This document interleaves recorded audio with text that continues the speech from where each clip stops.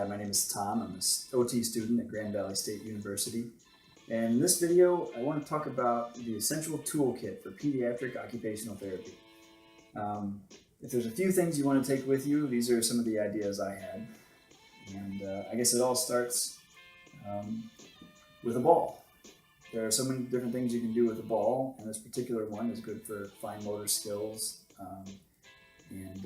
Of course, you can play catch and any number of things. You know what to do with the ball.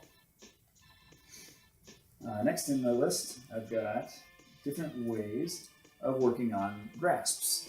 You've got your basic chip clip. You can imagine the in-hand manipulation skills you can work on there. And then also a small, tiny set of tongs. This is actually a strawberry holder. You can find them just about anywhere, and it's a great tool for that.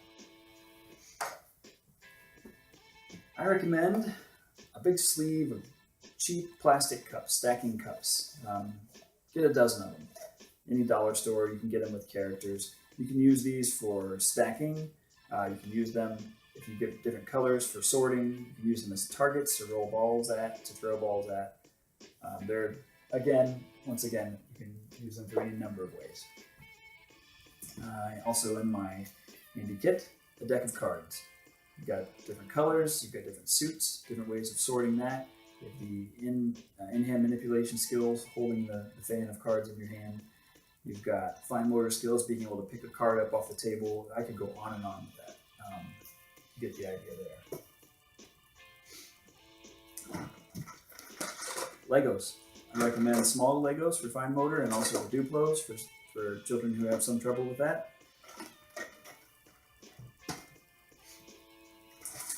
All in the same lines, a basic set of beads and some thread for stringing beads. I would get different size beads. I don't really have that in this bag, but I would recommend different sizes, different size holes, and the beads themselves. I would say you ought to keep a couple of blankets on hand. They can be used, of course, to lay out as an area to sit on. You can also use them you can build forts, you can make superhero capes, depending on the need.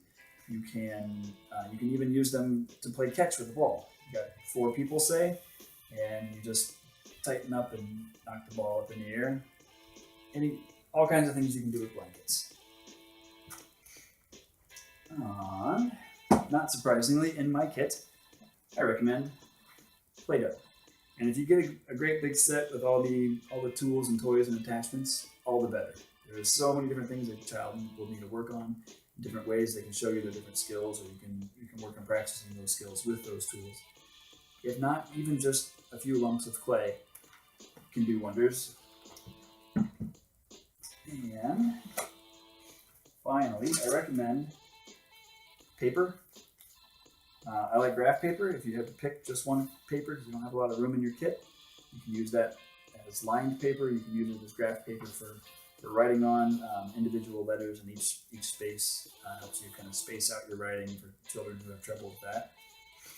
You can draw on it, you can fold it into origami. Again, so many uses, you gotta have paper. Along with that,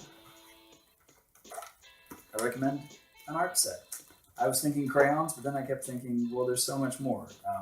Something basic and small like this, you've got crayons, colored pencils, markers. Don't forget a pair of scissors. And this even has watercolor paints.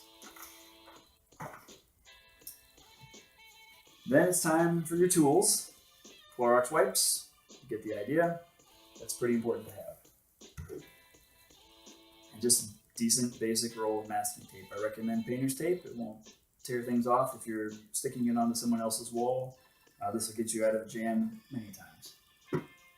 And then, this is the last thing in my kit for this video. It's the essentials. Get yourself a tablet computer. Phones are great. Tablets, probably even better. All the different apps on here, this can be your stopwatch. It can be your ruler. It can be all kinds of different apps that have games for students to play. Once again, this tool itself is many things.